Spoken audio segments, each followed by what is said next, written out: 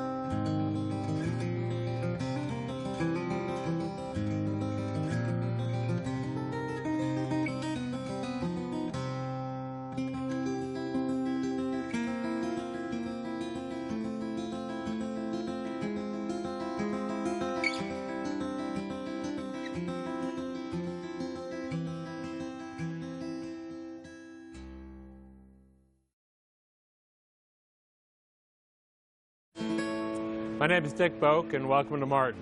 We're down in the sawmill. This is the rough production area where the raw lumber would come in and get processed. We try to stay at least a year ahead of our production, and that's why there's so much lumber here.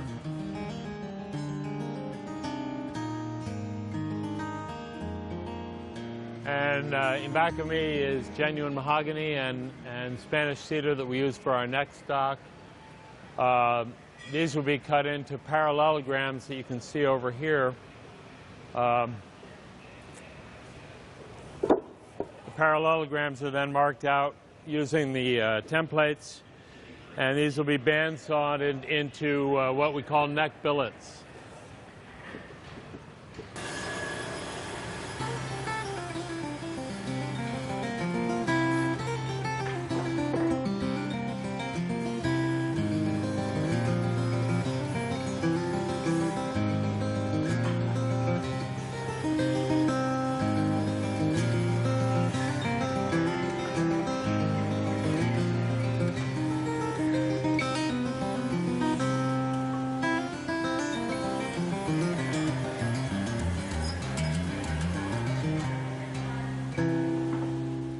Wood often comes to us at about 30% moisture content. And what we do is we air dry it for a period of time and then bring it down to about 20% moisture content through air drying, at which point it would go into the kiln, and very, very carefully the moisture content is brought down to a stable range of about 10%.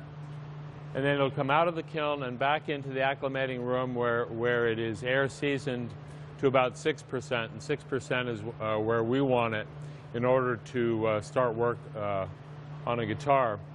6% is about as dry as you'd find in the United States. We want a situation where a guitar would bring on moisture, not give it off. When wood gives off moisture, it's prone to cracking. When it takes on moisture, it kind of stabilizes in the environment that it's intended to be used in.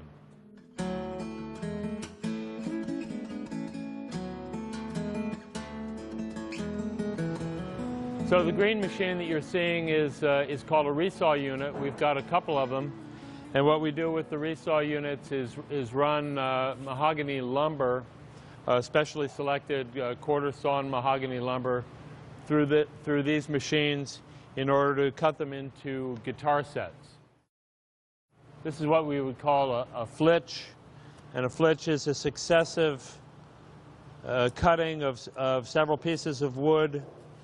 And they're cut in pairs, so the pairs would be perfect book matches. From these book matches, we would mark out for guitar sets either sides or backs. Now we're in the acclimating room. This room was built about a decade ago, and the problem that we had in our production was that we had pallets of raw wood sitting all over the plant, taking up space that could have been used to make guitars. And it became increasingly a problem as our production grew. And so this room was built, and as you can see, we can store a tremendous amount of wood in here. And this environment is kept to a very, very tight temperature and humidity setting. It's not unusual for the wood to sit here for a year or more before we would be ready to use it. Rosewood is usually wrapped in burlap to keep the moisture in, to keep it from drying out. And it has wax stands and comes in book-matched sets from India. And as you can see, we have quite a lot of rosewood here. Once again, we're trying to make sure that we don't get caught without the wood. We usually have about a year's supply, at least, of Indian rosewood. Some of our woods are so valuable that we need to keep them locked in a cage. This is where we keep the Brazilian rosewood, the flamed mahogany, quilted mahogany, the flamed Koa wood sets. They're so valuable and so precious that they need to be locked up. A lot of these woods we can get only at certain times, and some of the woods, like Brazilian rosewood, we can't get at all. All of our spruce tops are hand split and perfectly quarter sawn. It's really critical to the stability and the tone of the guitars. This is Italian alpine spruce, and we refer to it sometimes as Stradivari spruce. It's a beautiful spruce, and we're getting ready to make a limited edition for Robbie Robertson, as well as the Kingston Trio 50th anniversary commemorative. Okay, so this is one of our CNC machines.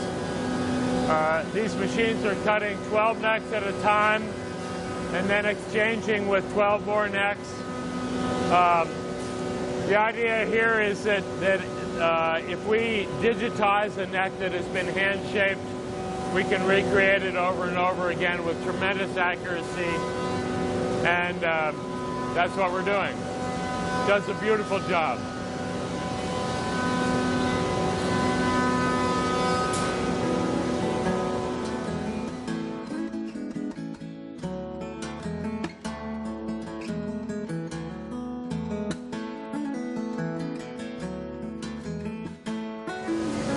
Okay, this tool is called the Micron, and this is a very miniature high-speed router that is cutting the fret slots as well as the inlay areas on our fingerboards. The nice thing about the Micron is that it can dive in and cut a slot that is called a pocketed fret, leaving a clean edge on the edge of the fingerboard, as you can see. This is really a tremendous improvement over the old method, which was to cut the slot all the way through and then have to deal with an open fret end. This is kind of like having a bound fingerboard. So this CNC machine in back of me is set up to cut front blocks, either the mortise and tenon block or the dovetail block that we use to join the sides together. Serial number would usually appear here.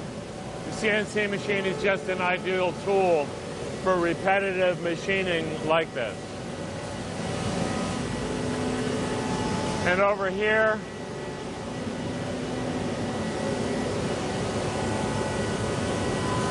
this machine is cut up to put the crowning and the taper on all of our fingerboards.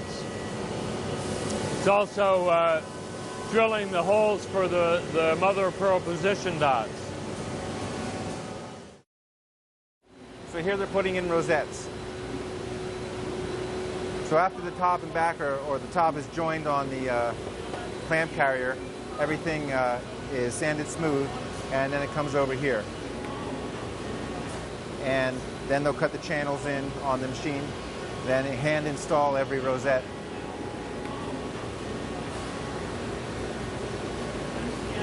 The hard part is keeping them in sequence.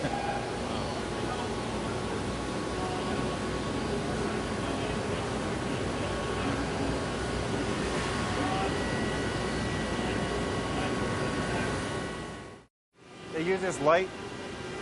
It's called candling. Something like this, where they'll find a knot or a pocket that's hidden. Without the light, you can't really see it. Once you get it into the light, you can see the variations in the wood grain. And not all of those things are defects, but they are characteristics, and they affect the grading of the tops.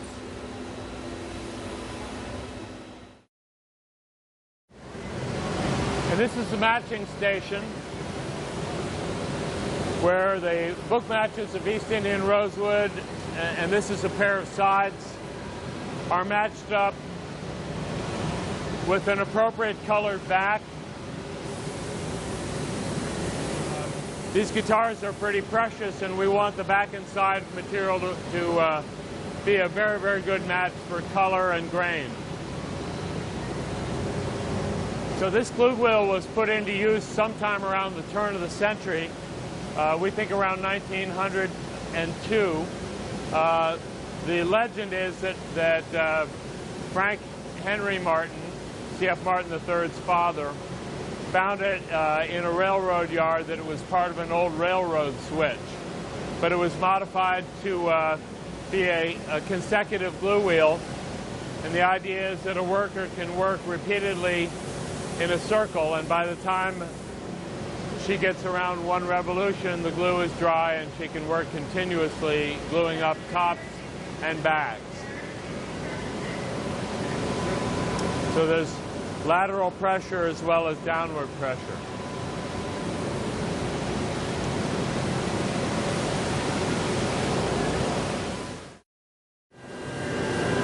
So this is our new laser machine, and this is also an exchanger where two backs can be done at a time.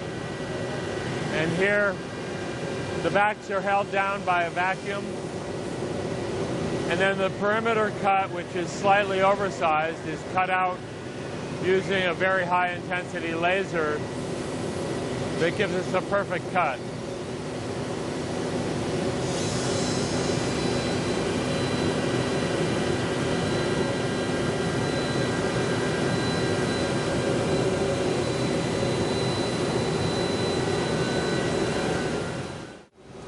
So the laminate material for the X series guitars is called high pressure laminate, and we hate to use the Formica word, but it's very much like Formica, very high quality laminate, and comes in a variety of figured wood finishes.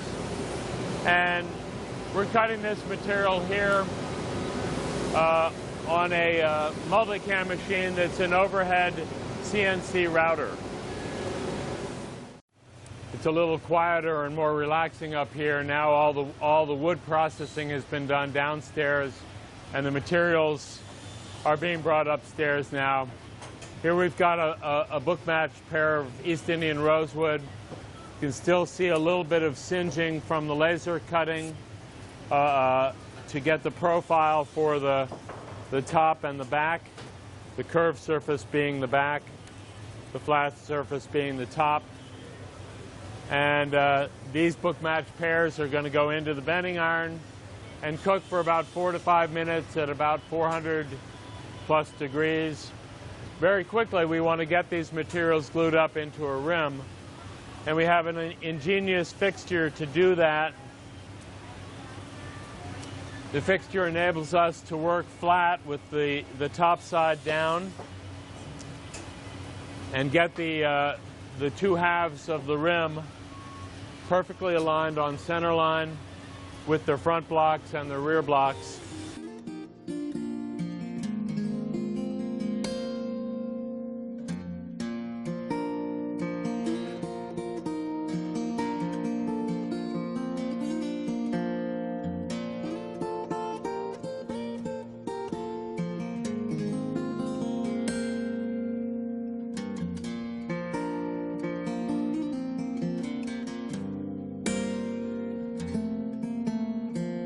So these traditional hand bending irons are heated with rheostats.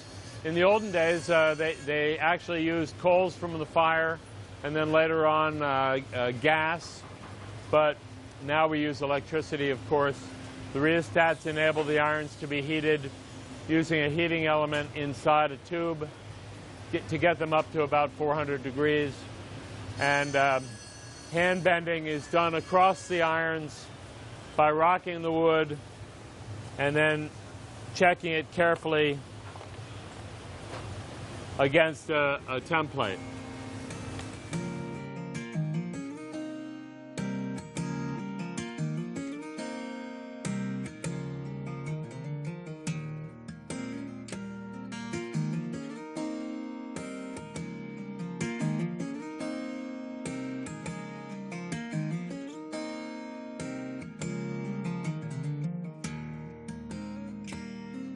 So the front block is made of genuine mahogany and will eventually be cut into the traditional dovetail. Right now it's just a mortise.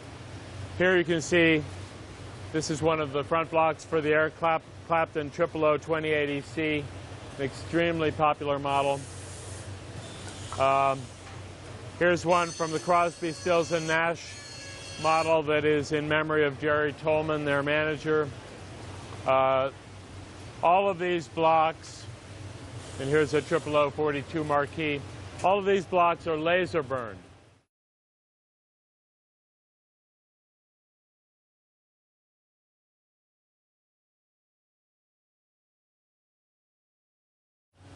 So now we have a completed rim glued up with its front block and its rear block.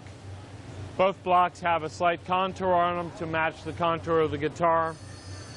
And like I said, the dovetail will be now cut and exposed.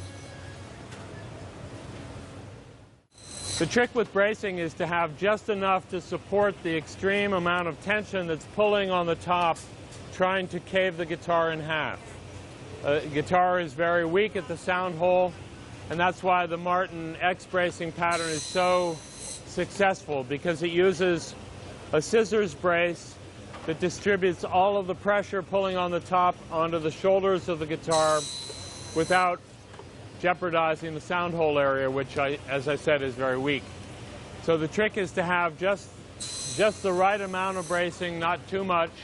Too much bracing, actually very common on other brands of guitars. Heavy bracing produces a very dead, dull tonality. Bracing that is too light would jeopardize the strength and longevity of the top. So Martin bracing walks that line between strength and tone. It's light and hand scalloped, scalloping referring to these concave cuts in the braces which liven up a top. The bridge plate supports the bridge area, but like I said, the intention here is to walk the borderline between strength and tone. So this is the ribbon lining. It's made from Spanish cedar. It has kind of a cigar box or a pencil sharpener odor to it. It's what gives the guitar the wonderful odor that comes out of the sound hole. It's very difficult to make this part. These saw cuts have to be made so that they almost go through, but not quite. That's what enables the piece to bend. And the lining is one of the most critical parts of the guitar in respect to the transference of tone from the vibrations of the top through the sides and into the back. Without the ribbon lining, we would have no surface upon which to glue the top and the back, and it's a delicate and important piece of the guitar.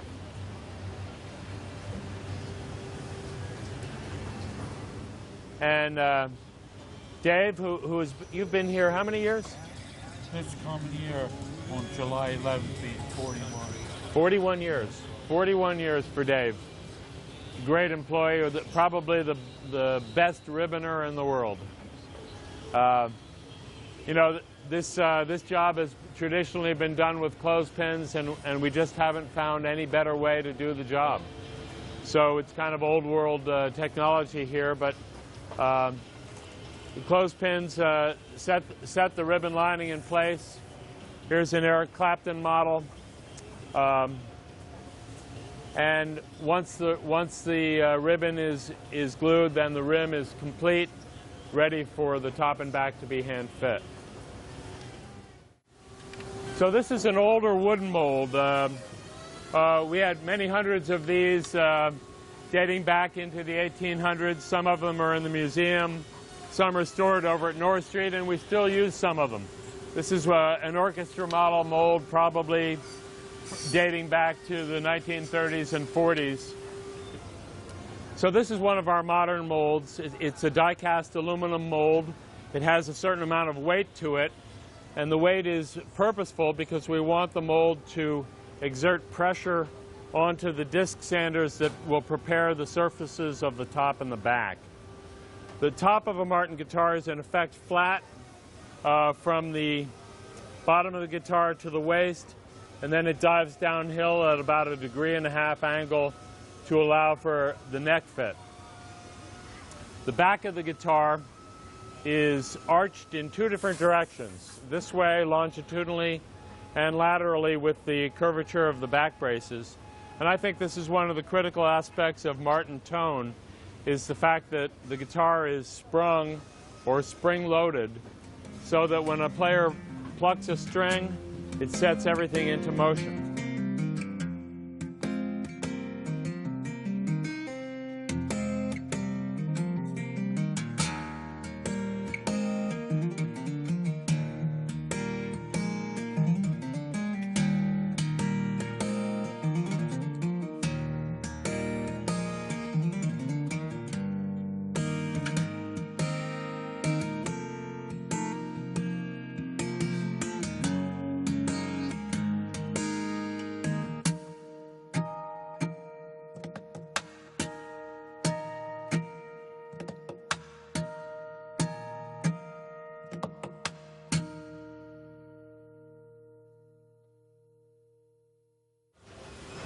The gluing of the top and the back to the rim involve very careful routing of the ribbon lining to accept the ends of the main structural braces.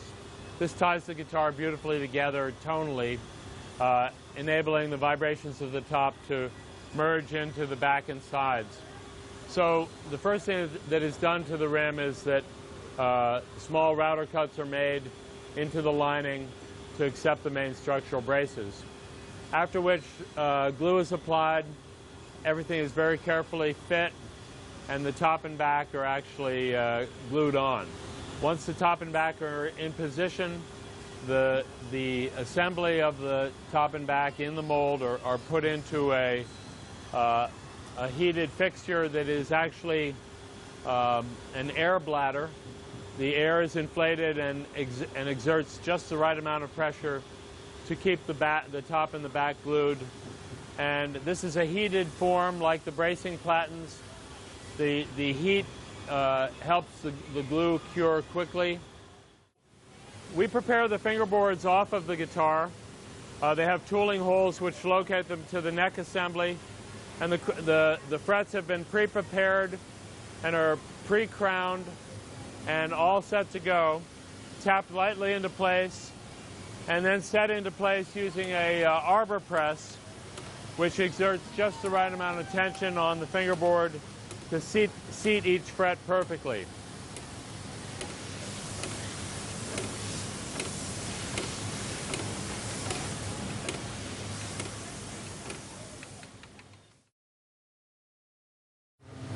Okay, they're going to take a neck blank, insert the adjustable truss rod, put the fingerboard on that's already been fretted. The locator points will make sure that's true so the guitar plays in tune. And a glue on the fingerboard, glue on the heel cap, and it goes again in a neck press.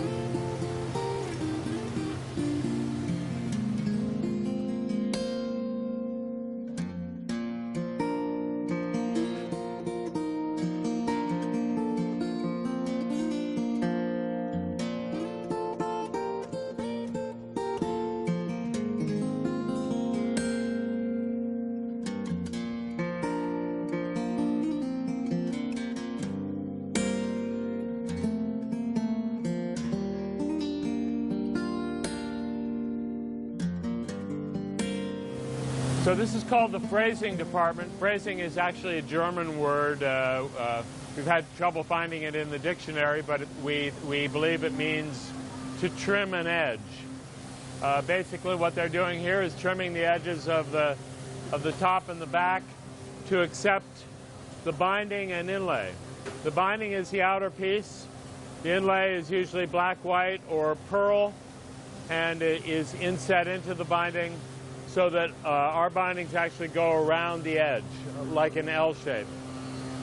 So it's a very delicate cut, enabled by many different little wheels that are dimensioned for us.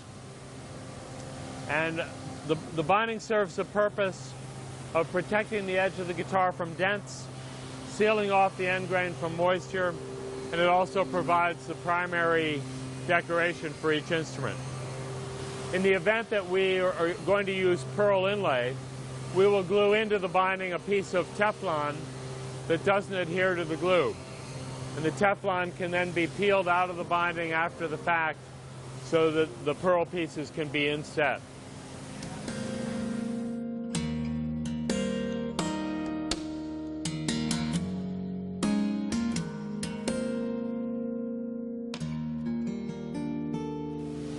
This is a custom guitar that's getting a fairly standard top binding, but it has a pearl rosette and what looks to be a special top. So the binding is set perfectly into place and taped using masking tape, and it'll dry overnight before it's sanded. He's using a file, and for the waist of the guitar, we use what's called a riffler, a little bent file. And we want to get this dimension perfectly before we do the glue up. So that's what's happening here.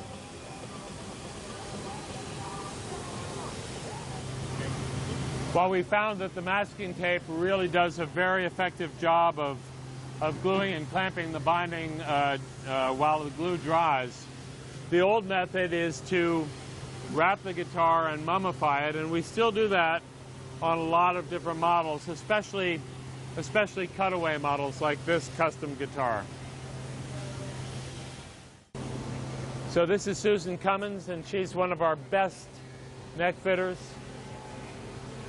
She's working on an Eric Clapton 00028 EC, one of our most popular models.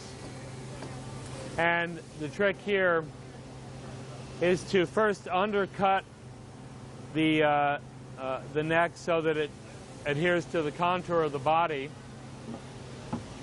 and then by removing very slight amounts of material from both sides of the neck, you can throw a neck off center or onto center. We want it on center. We also have to pitch the neck back, and this is what she's doing here. She's setting the pitch of the neck back so that the bridge height is exactly right, and this is one of the most difficult jobs that we do here.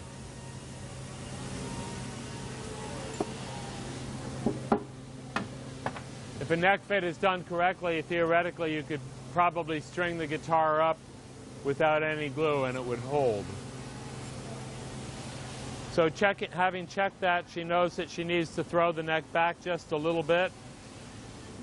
Did you need to throw it to one side more than the other? No, actually, it was right on. It was right on center. So she's trying to not disturb the center line while setting the pitch back a little bit. And she'll check it a second time, or a third time, or a fourth time, but she's pretty good at this. So 2 times and you've got it? The difficulty is that there are so many critical surfaces to this dovetail. It's very confusing. It took me several years to even comprehend what I was doing with a chisel for this job, and I still can't do it very well. Come on through.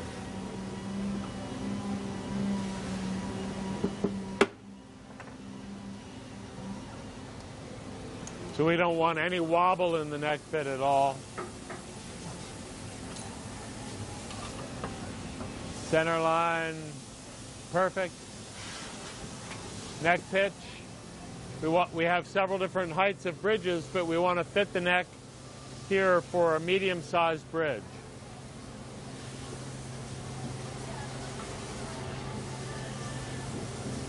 Great use for a Kaiser capo to hold the tongue of the fingerboard down. A little more adjustment here.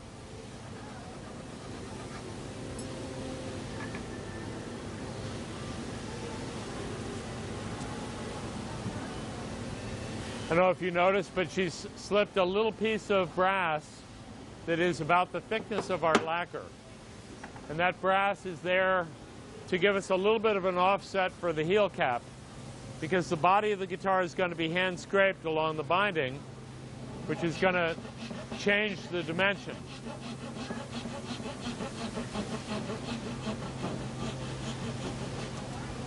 So she's trimmed the heel cap area, and using a paring knife, it's going to match up the heel cap to the back binding perfectly. And the brass, I don't want to get cut here. The little piece of brass will just give us an offset so that the heel cap will match up perfectly with the back binding.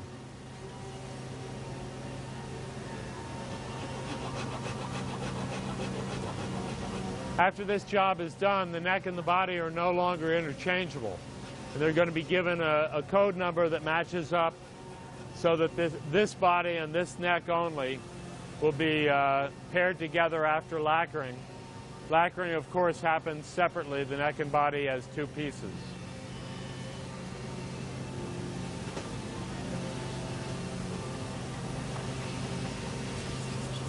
And now the heel cap can be fit and glued. There's enough different aspects to this job that I consider it the hardest job in the plant. That's why we want only the most brilliant and intelligent people working on this, right?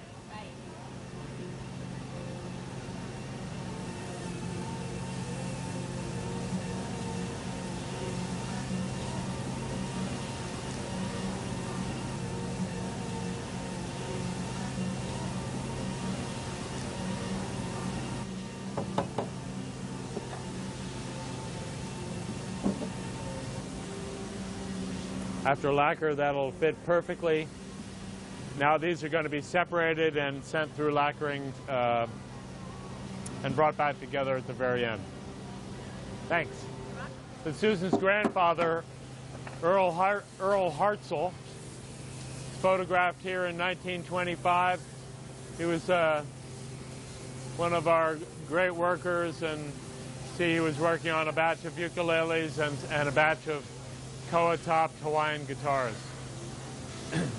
We have a lot of situations where fathers and grandfathers and uncles and aunts and sisters and cousins work in the factory.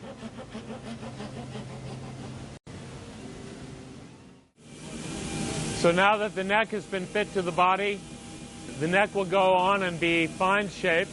The final shaping, the carving of the diamond. With the body, however, the areas of binding and the lip of the sound hole are going to be fine sanded and prepared for lacquering. After this job is done, masking tape will be applied to the areas of the body that we don't want lacquer to adhere to. For example, the patch underneath the bridge, as well as the areas where the neck will be glued in.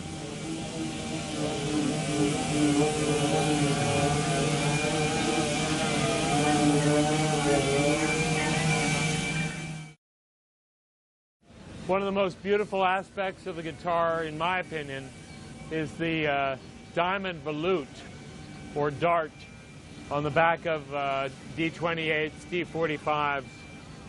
This does not appear on the D35 or the D18. It's actually a remnant of guitars from the 1830s that had a dovetailed headstock.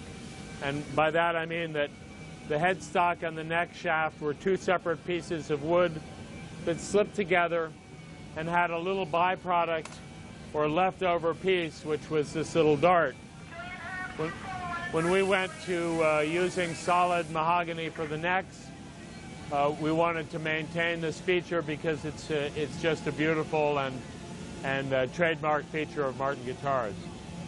So this feature has to be hand filed and carved using paring knives and files and scrapers, and that's what's happening here. In the background you can see the application of the filler, which looks a lot like paint at this point. It's brushed on, it's allowed to dry to a leathery consistency, and then it's forced into the grain using buffing bonnets. The filler will then be wiped clean, leaving a residue in the pores only. And what this does is prevent lacquer from seeping into the guitar like a sponge, and provides a very smooth, even surface for us to build a beautiful lacquer finish upon. One problem with the filler, though, is that it stains the bindings. So after the filler has been applied, the bodies have to come over to this area and be hand scraped back to their clean white color.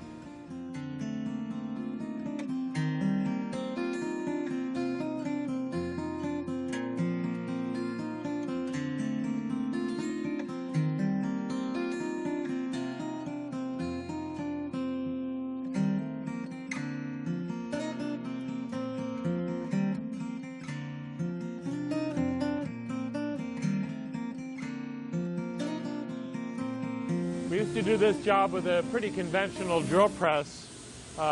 This is the drilling of the tuning machines, which is a really critical aspect. Everything has to be just perfect. So now we have a much better tool, which is an automatic drill, which knows the exact location and drills a stepped drill perfectly every time. Now that the guitars have been filled, sealed, drilled for their tuning machines, then the decal logo can go on and the steps of the lacquering process can proceed. So this, I'm really proud of this. This is one of the Eric Clapton prototypes we're making out of Madagascar rosewood. This is the first time I've seen it.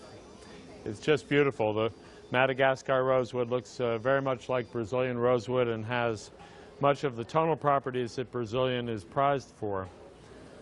So these have been through lacquering, they've been through polishing, and now the fingerboard and fingerboard surface is being cleaned, and the dovetail area is being re-exposed so that it can be final fit to its body prior to glue up.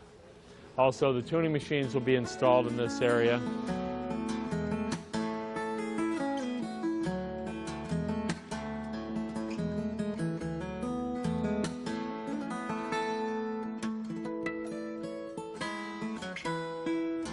This is a lacquering schedule.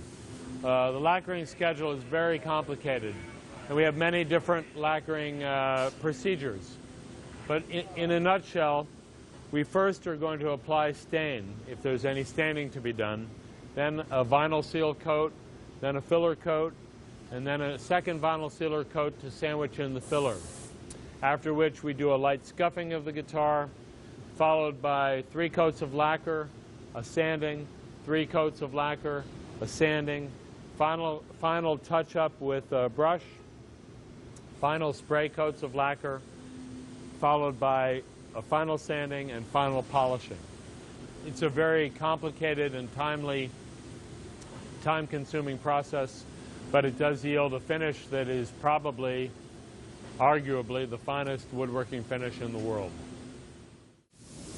This guitar has had almost 6 coats of lacquer on it already, plus the sealer coats. You can still see a little bit of pores if you look very carefully into the reflection. So this is going into its, I believe it's second sanding, after which it'll be inspected, dropped in with lacquer, and resprayed as necessary to get the finish perfectly smooth. So basically they're building lacquer up, knocking it down, building it up, knocking it down until they have an extremely thin coating of lacquer that is perfectly smooth. We want the lacquer to be thin so that it doesn't interfere with the tone. Guitars that have thick finishes, and that is very commonplace, really inhibit the sound of the instrument. Because we have such a long heritage of hand craftsmanship, we're always a little skeptical of new technologies, but where it makes sense for a new technology to really work or to improve the product, we try to be open-minded, and this is one of our biggest open-minded projects. This is the polishing robot, and it actually does an incredible job. The problem is that lacquer is about twice the thickness of a human hair, and when you bear down with a polishing pad onto the surface of the lacquer, it's very easy to burn right through it, right down to the raw wood, and require the entire refinishing of the guitar, which is very costly and unnecessary. So the nice thing about the robot is that we've been able to digitize this process. This is a pressure-sensitive wheel that works in relation to the robot and exerts the exact right amount of pressure.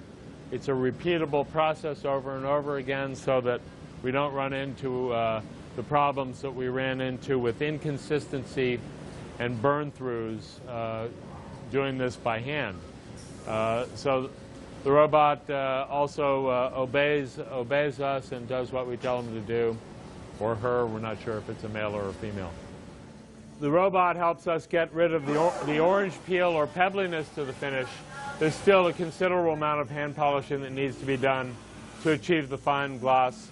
Using lamb's wool buffing bonnets and polishing compound, you go over every guitar and just make sure that the finish is perfect. High gloss, no scratches.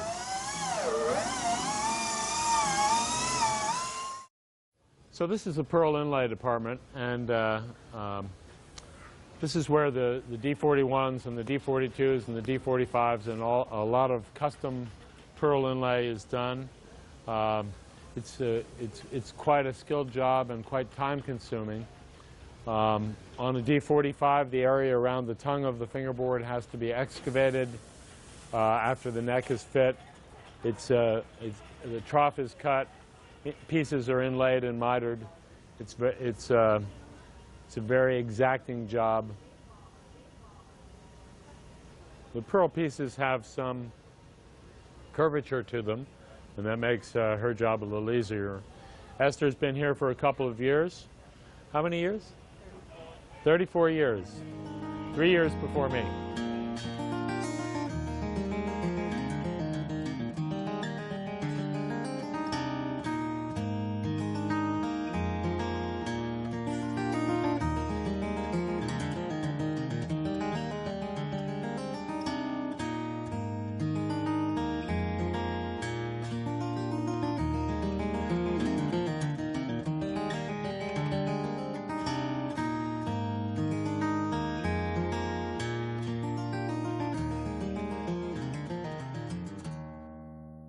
So here the neck and the body have been matched up for a final fit. The final fit is also, like the rough fit, it's critical to the playability of the guitar. We want a nice, clean glue joint, and we rely on a perfect pitch of the neck so that the bridge height is exactly right for great playability.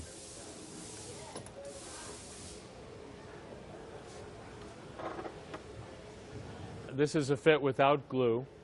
After checking this and making sure it's perfect, she'll go in and apply glue and do the final glue up. Like so. And this is quite a guitar. This is one of the Doobie 42s.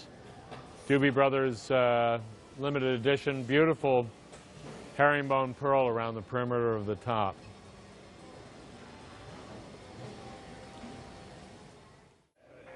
So after the neck has been glued to the body, then the bridge can be glued, located and glued for the first time.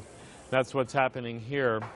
Using a special gluing caul that exerts pressure on the bridge in 4 spots. The bridge is secured, tightened up, and allowed to dry. So this is really the last step prior to stringing the guitar up.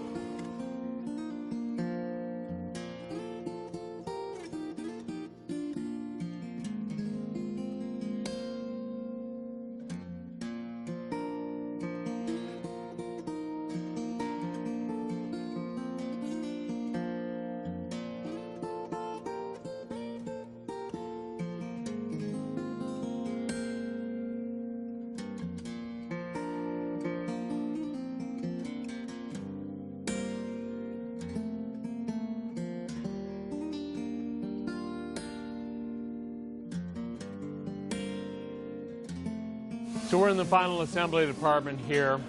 This is where the guitar is strung up. You can see that we have a protective cover to prevent any dents and scratches to the top of the guitar. Stringing and also cutting of the slots in the nut to set the action of the strings at the nut, as well as the action of the strings here at the saddle. These are all critical to the playability and feel of the guitar. After all this is done, we'll also set the pickguard into place, and then the guitar will go into the warehouse for a minimum of 8 days, where everything adjusts and settles in. After which, the guitar is re-inspected one more time to knock the action back down and get it perfect playability, so that when it arrives at the store, it's in tune and ready to play. So naturally, in final inspection, we need all of our guitar players in this area. This is where it really counts. So it's a prerequisite. If you want to work back here, you've got to play guitar. But we've got some really good guitar players. George is a student of the blues and a great fingerstyle player.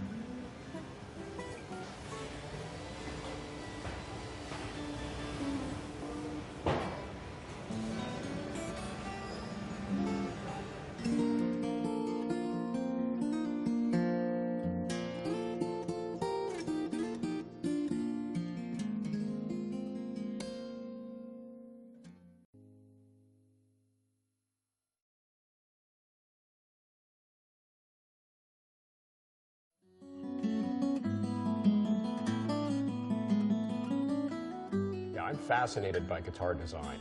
I'm not a good guitar player, which has its pluses and its minuses. On the one hand, I'm not prejudiced about things that guitar players are prejudiced about, but sometimes I also feel like the GM executive that has to be chauffeured to work because I don't drive my own car. Yes, I find guitar design fascinating.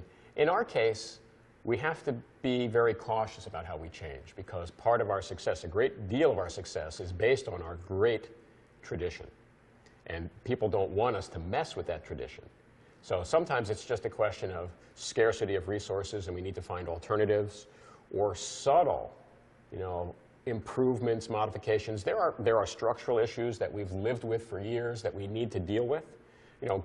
Being in business as long as we have and offering a lifetime guarantee to the original owner means you're going to see problems. And when you see them routinely, shame on you if you don't say, we've got to try and fix this problem without affecting the tone, because that's really what we sell. Mike Longworth, who used to be the company historian, said, he said, we make a sound and we wrap it in wood. And the guitars, what we do with the guitars, we want it to last forever. And I think this museum is testament to the fact that if a guitar is well cared for, it can last forever. They need to be played. That's what brings out that, that sound that just improves over time. But we also build them so that they are basically on the verge of self-destruction, because that's where the best sound is. The fortunes of the company have ebbed and flowed, and I happened to join the business. My father joined the business during the folk boom, which was a great time. Kingston Trio, the Limelighters, the Four Freshmen, played Martin guitars, influenced a lot of what those of us in the industry call the wannabes. I want to be Bob Shane. Okay, well, I better get a Martin guitar because Bob has a Martin guitar, and then when I play Tom Dooley, I'll sound just like him. And then my father, managed to watch that folk boom transition into the folk rock boom of the 60s. Now, I was talking about this earlier. There's a photograph of my father. My father looked like a beatnik and grew up in the 50s, and his thing, and the thing that he and his peers did was get together and listen to the Kingston Trio wearing their white tennis sweaters and their shorts and knee socks and penny loafers, and they drank beer and smoked cigarettes and listened to folk music. Well, now he's selling to a generation of hippies. And I remember, I didn't grow up here, but I remember coming to visit, and I could just tell my father and his fellow executives weren't quite sure what to make of this hippie movement, but it was okay because they were playing Martin guitars. When I took over, the business had slowed down. In the late 70s and early 80s, musical as music does, things changed. People's desire to listen to whatever changed. Disco was very popular. The digital sampling keyboard was very popular. And so I found the business struggling when I joined it. And I also found that there was because my father had made some acquisitions that didn't work out that well, there was a distraction from a management standpoint. And one of the things I said to my colleagues is, look, if we're not going to make many guitars, let's make sure we still make great guitars. And I think people needed to be reminded of that. When I took over, I was getting a lot of pressure to have a more formal relationship with famous artists. And my feeling was that we have always had a great relationship with famous guitar players because they went into a music store and bought our product. I mean, what better endorsement than to hear that someone like Paul McCartney actually went to a music store to buy his Martin guitar, as opposed to getting it given to him for free because he signed an endorsement deal. And I also thought to myself, I said, being a small company, I don't know if we have the kind of money that would get someone rich and famous excited. I always wanted to see the original D45 that Gene Autry owned. And it turns out it's in his museum in Los Angeles, in Griffith Park. So one day I went with a friend of mine, and there it was, Gene's Martin guitar. And on the way out, I went in the gift shop, and they were selling all this Gene Autry reproduction memorabilia, lunch boxes and penknives. And I thought, boy, I'd like to make a reproduction of that guitar. So I came home, and I contacted the woman running the museum at that time, Joanne Hale, introduced myself over the phone, and she said, oh, my husband Monty has a Martin guitar. Well, Monty Hale was one of the singing cowboys. And I said, I'd like to make a reproduction, give you one of the reproductions, and I'd like to sell some of the reproductions. And what I'd like to do is take some of the proceeds from the reproductions that we sell and make a donation to Gene's museum. She said, I think that's a neat idea. Let me call Gene. I'll get back to you. She called me back. She said, yeah, I talked to Gene and his wife. Mrs. Autry wants to talk to you. Okay. So I called. Oh, Mrs. Autry, yes. Chris Martin, oh, hello. Gene and I talked. Gene is so thrilled that you want to make a reproduction of his original D45 that he has in the museum, but he thinks you need to give a little more money to the museum. So we did a little horse trading. And what came out of that wasn't only that we made a successful limited edition, but it gave us the template that we use even to this day, and this was 20-some years ago, when we talk to someone famous and say, would you like to partner with us and make an artist model, and we will give part of the proceeds to a charity of your choice. Every one of them has said, what a great idea. Some of them have private foundations. They all have charities that they're very intimate with and very concerned about. And it's just been a great way to formalize the artist endorsement relationship without it all just being about money.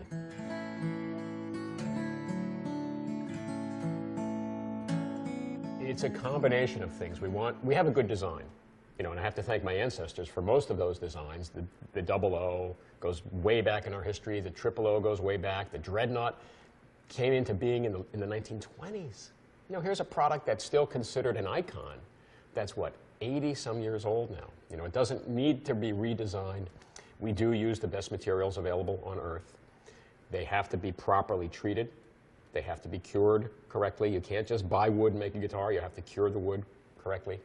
And then it's the meticulous hand craftsmanship that assures us that they're not all going to sound the same, but they're all going to sound good to somebody. And the Martin guitars have enough of a personality that sometimes people will say, well, I don't know if I like the sound of that one, but this one's a killer.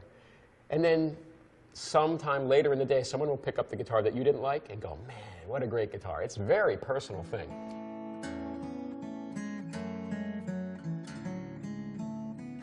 I have a young daughter, very young, 2.5. I'm 51. So I do the math in my head, and I say, oh, 51, 61, 71, 75, before Claire gets out of college. I want to retire. I want to enjoy that part of my life. So I am beginning now to work with my colleagues on succession planning so that they understand that I have a goal to retire in the active day-to-day management of the company. I plan to be the chairman of the board forever. And that who knows if Claire will want to join the business or not, but it's going to be 20-some years before she even has to think about whether that's a decision she wants to make. I bring her into work now. She loves it. She loves going out in the plant. We're watching a guitar being built. She's fascinated by it. When I bring her in, she'll point to the door and go, factory, factory. She's also very therapeutic. People have moods. And as good as we all are and as hard as we work, once in a while, you're not always in a good mood. When I bring Claire in, everybody's in a good mood. Well, there's, the theory of business management has evolved. When I went to college, they were just beginning to teach participative management. It is relatively new. Years ago, it was called Theory X. Theory X management basically was the boss will tell the worker what to do, and the worker better do it.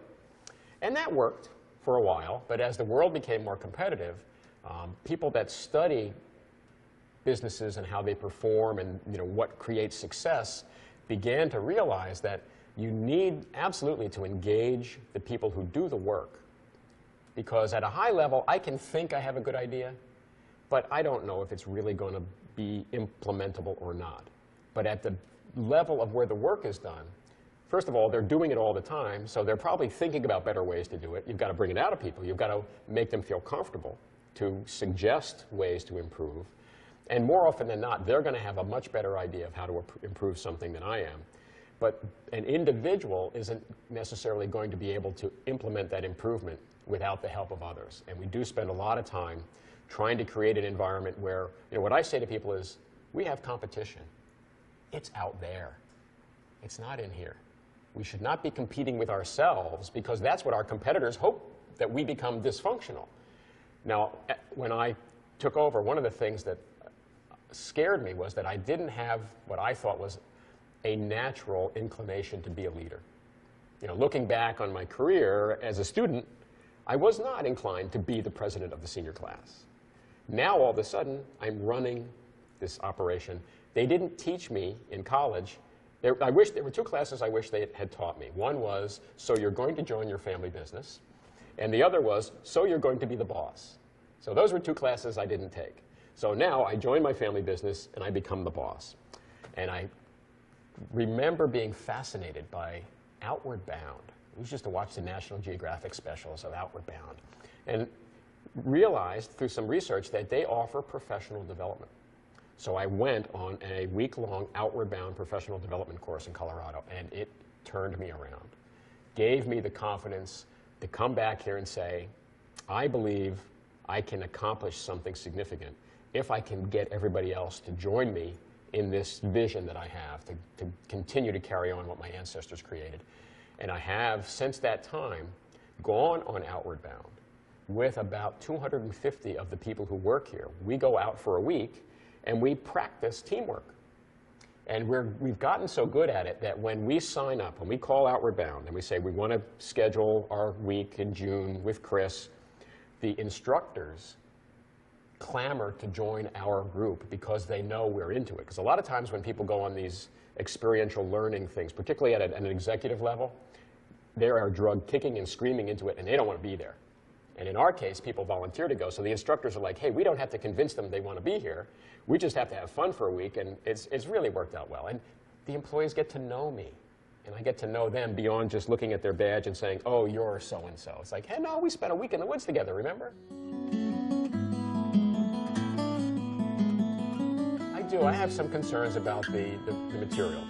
You know, we've done a great job of convincing people that rosewood, mahogany, ebony, and spruce make great acoustic guitars. Those materials are getting scarcer. So now we have, one of the jobs we have to do is convince people that some other materials will also make great guitars. And then we run a little bit into our tradition.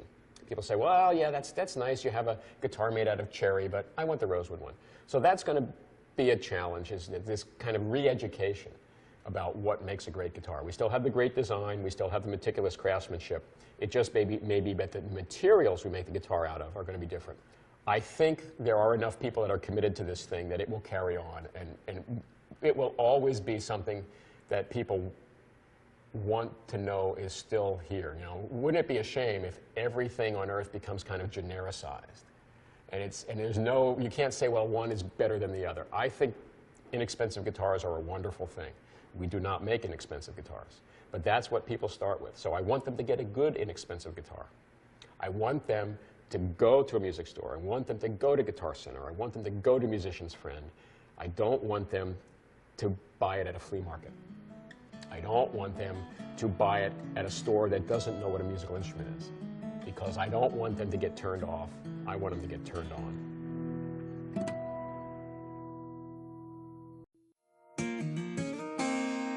Okay, my name is Dale Eckhart. I've been here for 34 years, and I'm a worker in a custom shop. And right now I do all the D18 and D28 Authentics. I construct all the bodies. Well, when I graduated from high school, I was looking for a job, and the one foreman that worked here and that lived behind my mom and dad, and I asked him if they were hiring, and he said yes, so I came in and filled out an application, and I was hired in August of 1973. So that's how I came to work here.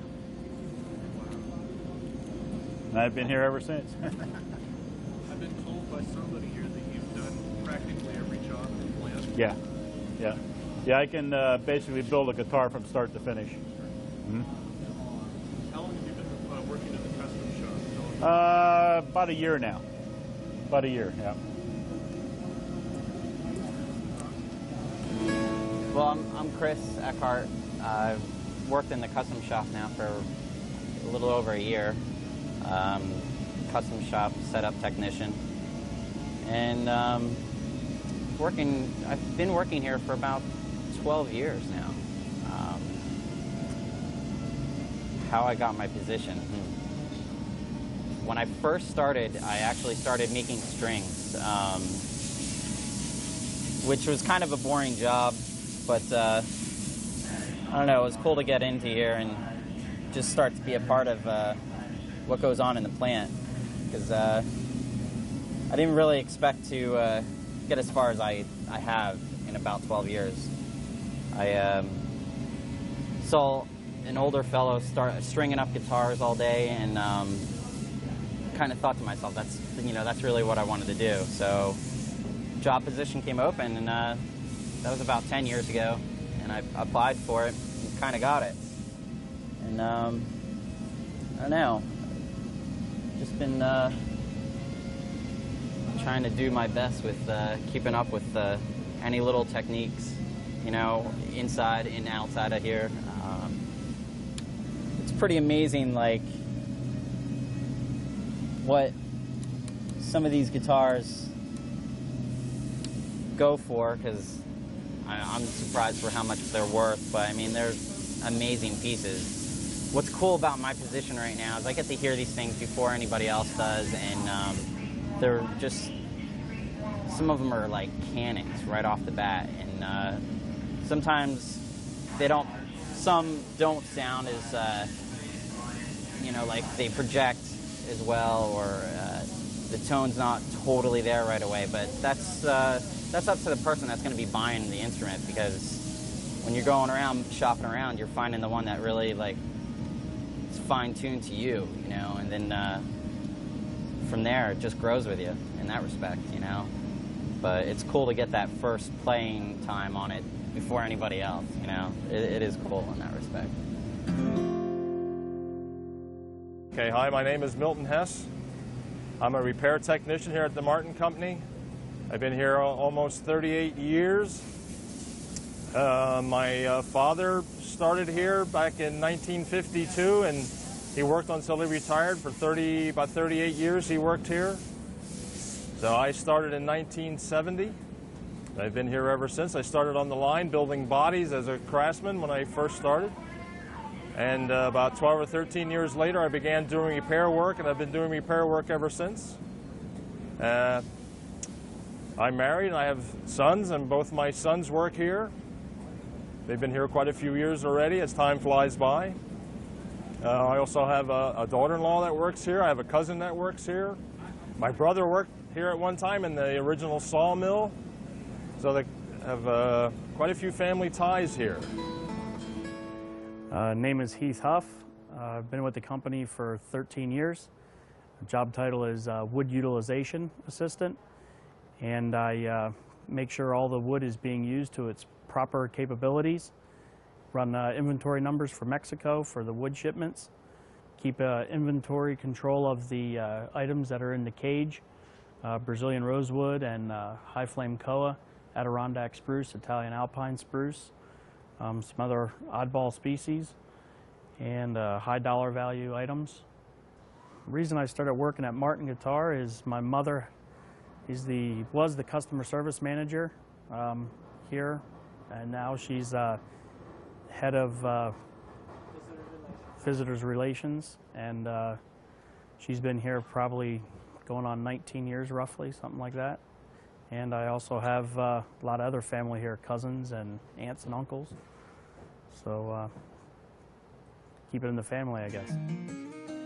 Well, my name is Tracy Cox.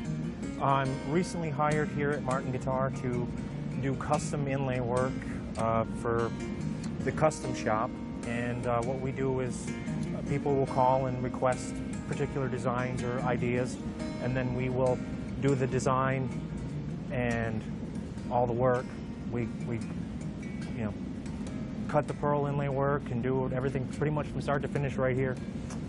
And right now we're working on a one-off guitar for Mrs. T's Pierogies, and we have to actually cut all these eensy-weensy little pierogies and make them look like pierogies, so that way for position markers we'll use those for the inlay.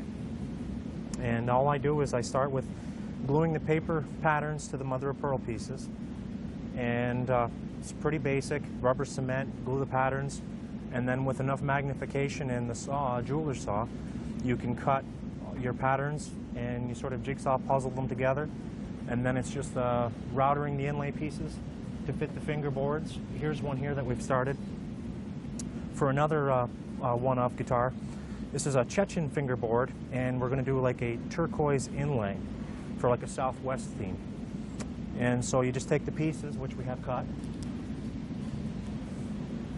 you scribe them onto the fingerboard, and then you just go ahead and you cut and make them fit, and you router them, epoxy them in place. Once they're epoxied in place, it's just the finished prep work. You sand it and radius the fingerboard, and you're pretty much, that's it. For as beautiful a kind of work as it is, there's really not a lot of fancy work involved. It's all pretty much hands-on, at least the one of a custom stuff. You know, there's some pretty high-end CNC machining and stuff, but obviously I have a saw, so we don't do that right here. But that's pretty much the gist of it. And like I said, you know, we just do all the, you know, custom order. People want a particular particular design or their name or something, and we just go ahead and do it. So now we're doing pierogies. I started doing the guitar inlay thing because I've always had the passion for instruments, and being artistically inclined for a long time. Somewhere along the line, I heard of a fellow in an area where I lived who was doing the pearl inlay work, and I said, you know what, maybe I can do the guitar enthusiast thing as well as the artistic thing. So we went ahead and he taught me everything I know, and that's, from that point on, there was no turning back. It was pearl inlay. You know, it's pretty great stuff.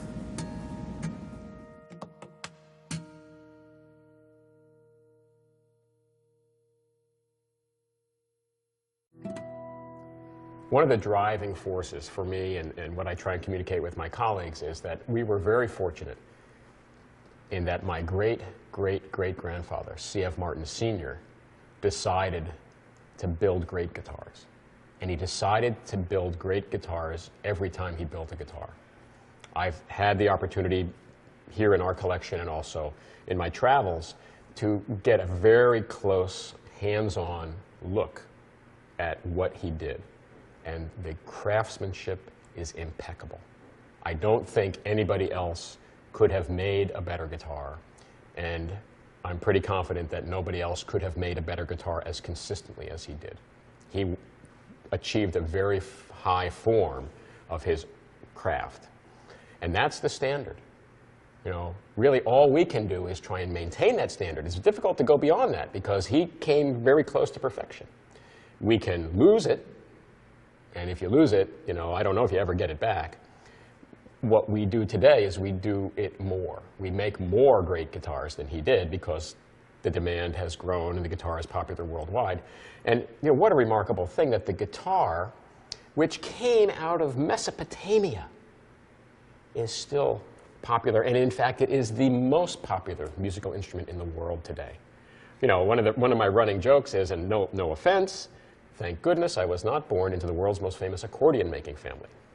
We would be having a different conversation in a much smaller facility.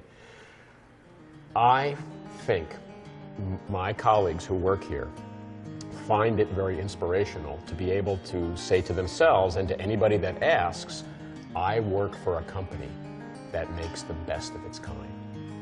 I don't work for a company that's making a commodity. I don't work for a company that's making a copy of somebody else's thing that's really good. I work for a company that makes something that is world-renowned as the best example of that thing on earth.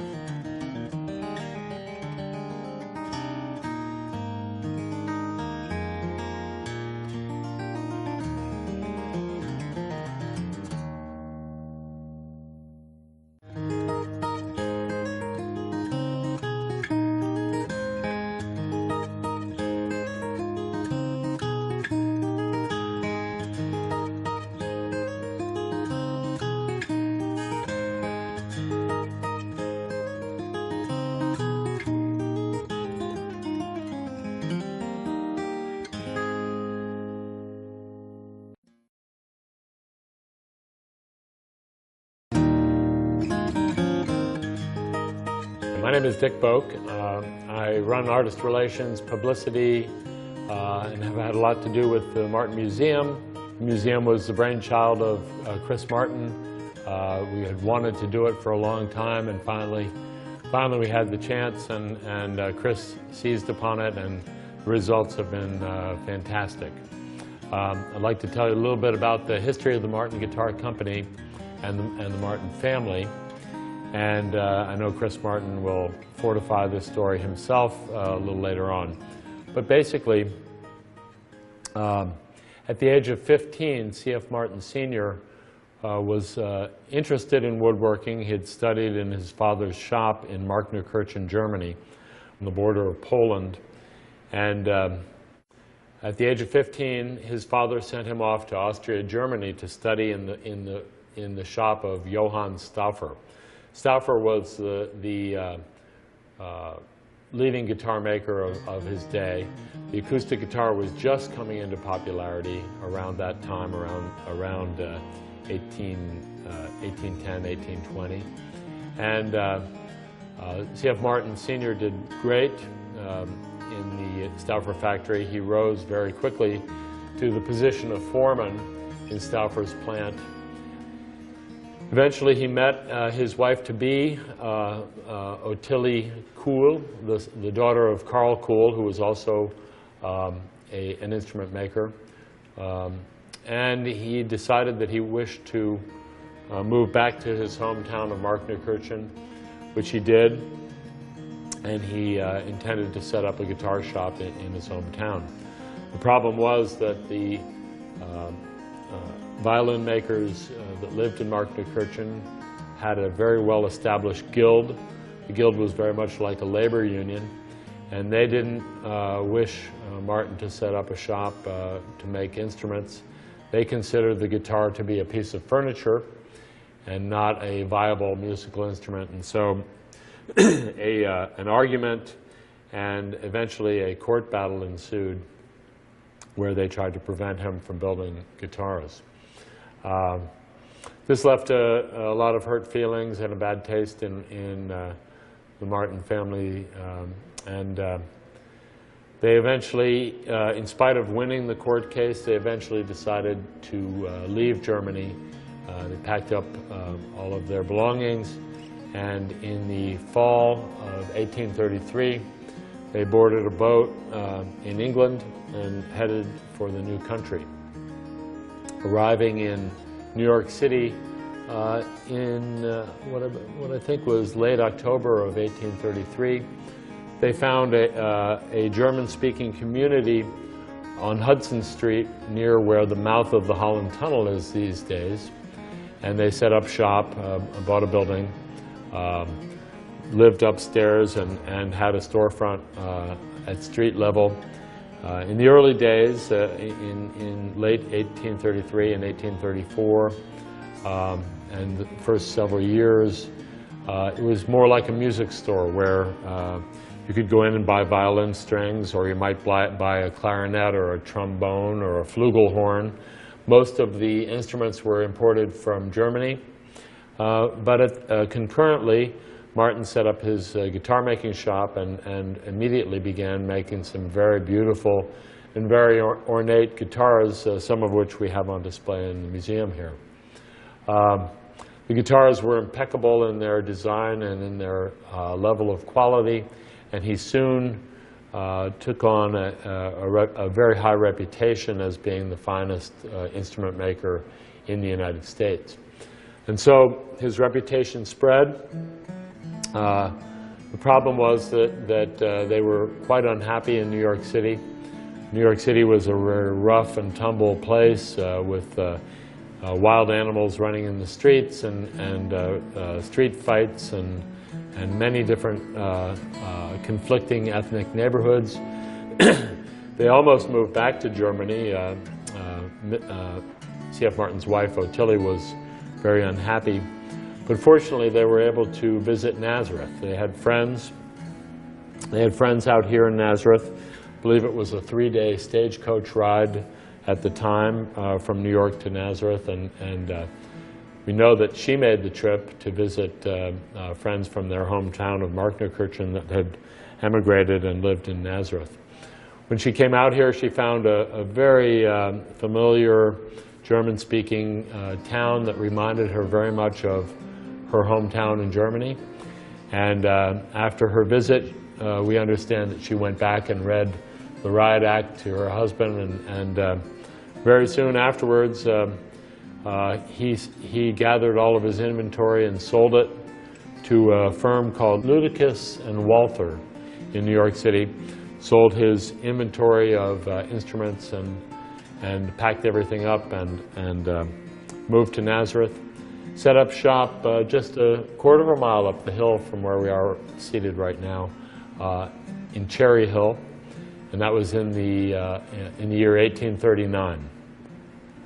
So 6 years in New York City, moved to Nazareth, set up shop on top of the hill, and for a period of 20 years built guitars. And every time they needed to ship an instrument, they would have to hook up the horse and buggy and drive down the hill, up the hill, and into town. in order to deliver the guitars to the post office. This turned out to be tedious and unnecessary, but the problem was that the town of Nazareth was closed, a closed community, a Moravian commune, Moravian being a German religious sect, and the Martins were not Moravians. Gradually, though, they warmed up to the town and converted to Moravianism, and in 1859 they purchased a block of property, one block away from the post office, which made the delivery of guitars very easy. There, on the corner of North Street and Main Street, they built a homestead, which is still there. It's now the Nazareth Chamber of Commerce. Even though Martin still retains the ownership of the building is leased. But that became the home, and almost immediately they began construction of a factory in 1859 next to the home. The rumor was that guitars were built in the kitchen while the factory was built, and after the factory was completed, C.F. Martin Sr. and probably one or two helpers from the town got to work building guitars, and a surprising number of guitars from 1859 through the Spanish-American War, adding employees and specialties, and perhaps a finishing specialist or a person that was in charge of bending the sides and assembling the bodies, perhaps an office employee, because C.F. Sr. had been in the habit of keeping the journals in the evening by candlelight. I'm sure that became quite a job as the business grew. So C.F. Martin passed away, and his son, C.F. Jr., through the Spanish-American War and the turn of the century, fended off people that tried to take over the business or disparage the Martin name or spread rumors to the effect that Martin and Sons was no longer in business. But he did a good job. He didn't live all that long, though, and his son, Frank Henry Martin, at a very young age, 17 or 18 or 19 years old, somewhere in his late teens, was called upon to carry on the business. And he rose to the challenge, started building mandolins against the wishes of his distributor. And as a result, he fired his distributor and took on the distribution of the guitars himself and on a company level. The period of time leading up to World War I and following with the Great Depression, Martin Guitar continued to grow in size. The number of employees perhaps rose to 12, 14, 16, 18 people. And the guitars were impeccable. As a matter of fact, the guitars evolved from very small instruments, size 5, 4, 3, 2, 1, size O, size double O, size triple O, growing in size and volume, but maintaining a very singular vision of what a guitar should be in terms of its appearance and its tone. Frank Henry Martin ran the business up until around 1940, when his son, C.F. Martin III, took over and maintained the integrity of the guitars. That was his task and challenge. He did a great job at that and ran the company into his 90s. Every day, walking around the plant, knew every employee by name. He was very frugal and very conservative, but as I said, he maintained the dignity and integrity of the guitars.